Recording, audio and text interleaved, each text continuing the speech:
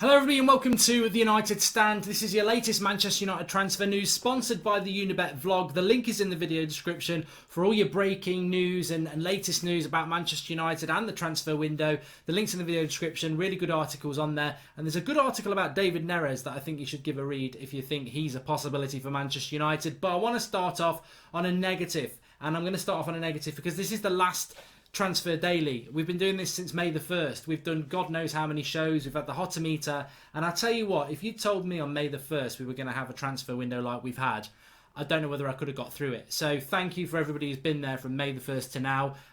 Let's hope that Manchester United can deliver something, because I tell you what, logically they have to. Fearfully, I'm not so sure they will. I can't help but say in this transfer show, this final one, that at 5 o'clock, if we are here like we are now, with United not signing a midfielder, I'm going to go off on one. I'm sorry, I've warned people all summer.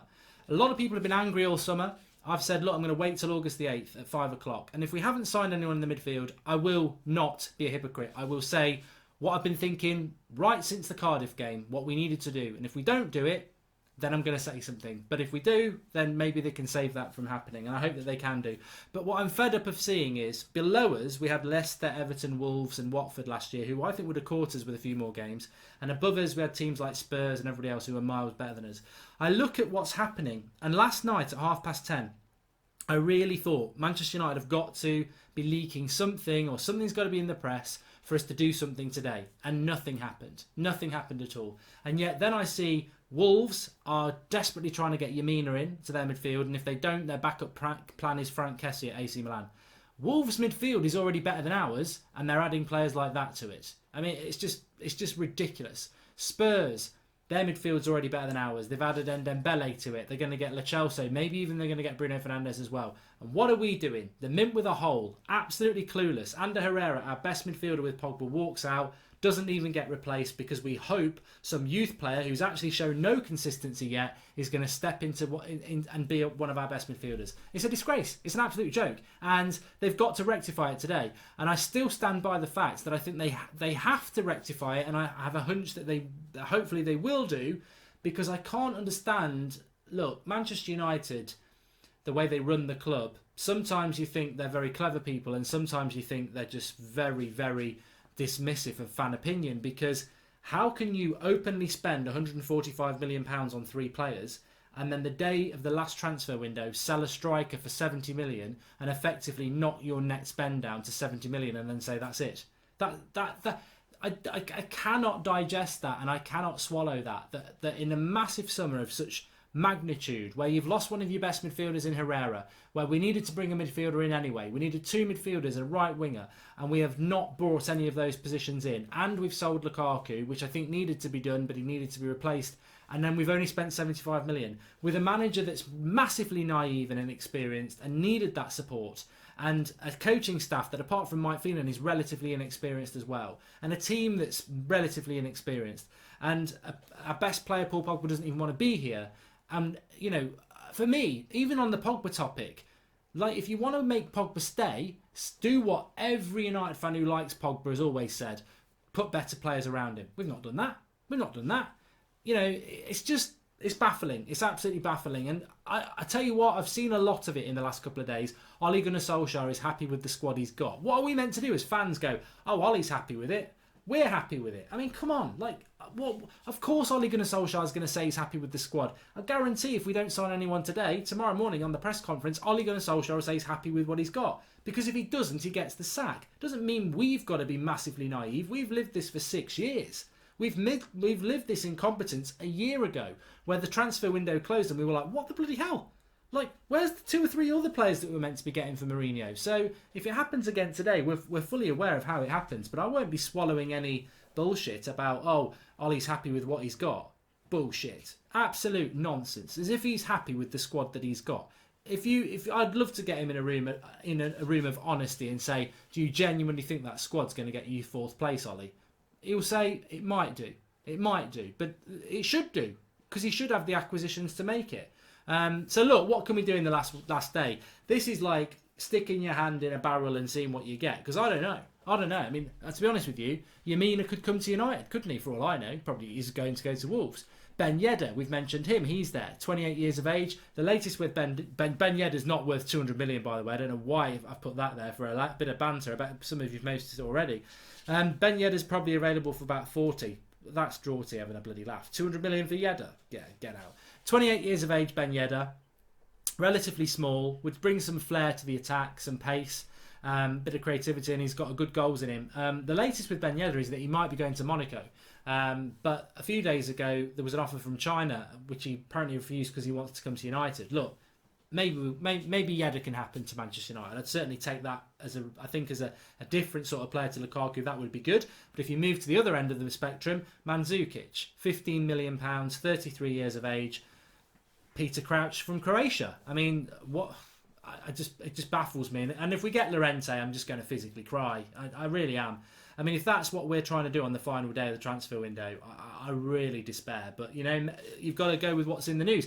And talking about Mandzukic and Llorente, Di Marzio, obviously Inaki Williams. I mean, I've thought about Inaki Williams over the night. Look, he's very good on FIFA. He's very quick. He's 25 years of age. He's at Atletico Bilbao. To be honest with you, I hope this is a load of nonsense, because if he comes to United like any player, even if Mandzukic and Llorente come, you've got to back them. But Inaki Williams would be a really weird signing, and he would cost about 80 million quid as well, like, because that's his release clause. But he's not even worth 50. So I would be stunned if we did that for 80 million. There is again, it would just be ridiculous. It would be like, why have you refused to pay 64 million pounds for Bruno Fernandes, and then you've gone and spent 80 million on Inaki Williams, who nobody else wants? It just can't happen. It's logically it can't happen, but it's probably the most concrete link we've got this morning, because Di Marzio was on about it. Bruno Fernandes is there simply because I'm going down with that ship. I've got my captain's hat. I've got my little, I've got my fish fingers. I'm off down to the bottom of the ocean with Bruno. So I had to keep him with me because we've had some good times. To be honest, Bruno, there's been times for most this summer where I was convinced you were coming because I believed what I was told, and I do believe that United are interested in him. I just don't think they want to spend the money. So it's a sad event to have the last transfer daily, and but Bruno had to be there with me. What could have been? What this transfer window could have been? We got halfway there. That's the thing. We got Wan-Bissaka, we got Daniel James, we got Harry Maguire. Very happy with them. We just needed the two midfielders. It could have been Bruno and Longstaff. It could have been Bruno and Partey. It could have been Tielemans and Bruno. Could have even been Eriksen. All the way. It just could have been so good, and we've come up massively short, haven't we? If we don't get a midfielder. I mean, to be honest with you, I can't even believe that we're only going to sign one, and we're probably not even going to do that. So I don't know. I don't know what today's going to hold. I really don't. And I mean, last night there was some breaking news about Sanchez being on the list that United wanted to sell, but nobody wanted him. What did we say? I remember having this conversation on an 8 o'clock show back in March. How do you sell Alexis Sanchez? You can say you want to sell him. I think it's very obvious that Ole Gunnar Solskjaer wants to sell him, and I've always applauded Ole in the way he got rid of Fellaini very quickly and ruthlessly. He's got rid of Lukaku in the same way. I think he wants rid of Alexis Sanchez, but Ole is the victim of the board, and Ole didn't sign Alexis Sanchez. He inherited him, the best paid player in the Premier League, and he is a problem that Ole can't get rid of because nobody's stupid enough to make the mistake we did. So we're stuck with him, and that's the situation. There was also a bit about the director of football, that Woodward's not going to relinquish his control over the recruitment of players. He's done it. He's messed it up for 6 years. He may as well carry on now. And look, I do agree that Woodward's not totally to blame. In fact, he may not even be to blame at all. The transfer budget comes from the people in charge who don't even support our football club and live it up in America. But I'm on the verge of that 5 o'clock rant, and I'm sure many of you are as well.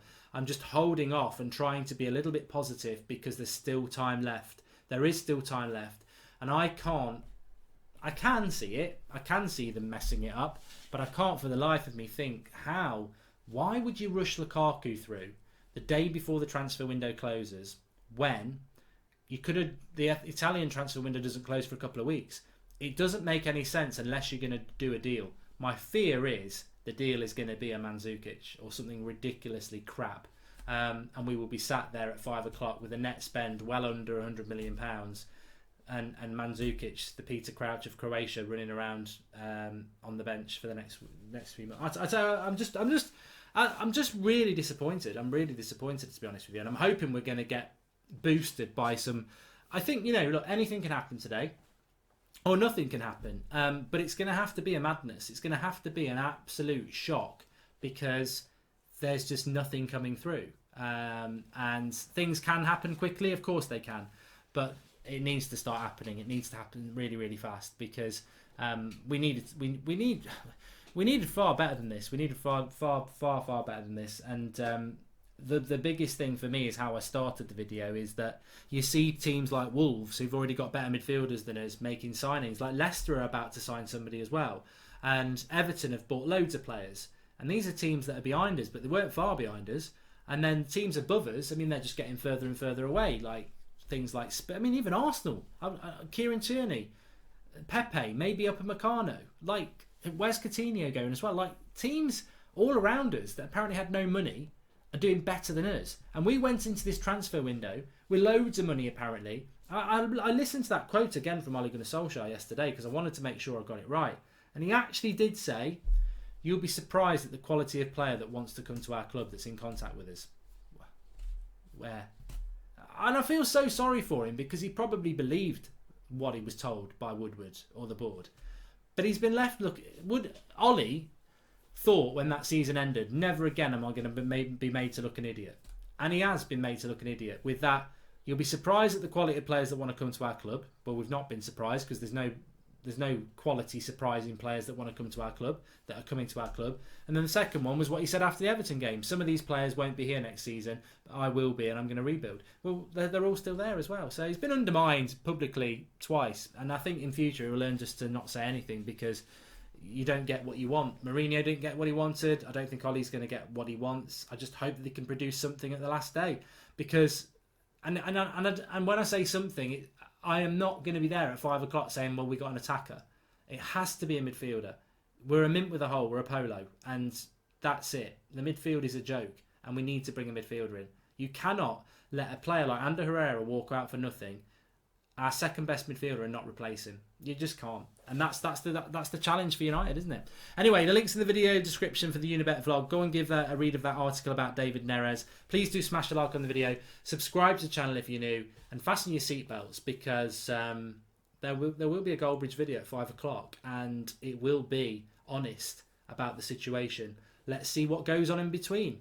I'm hoping. And I think if United don't sign anybody, that's all we've got next season. Hope. Because that team ain't good enough. Thanks for watching. I'll speak to you all soon.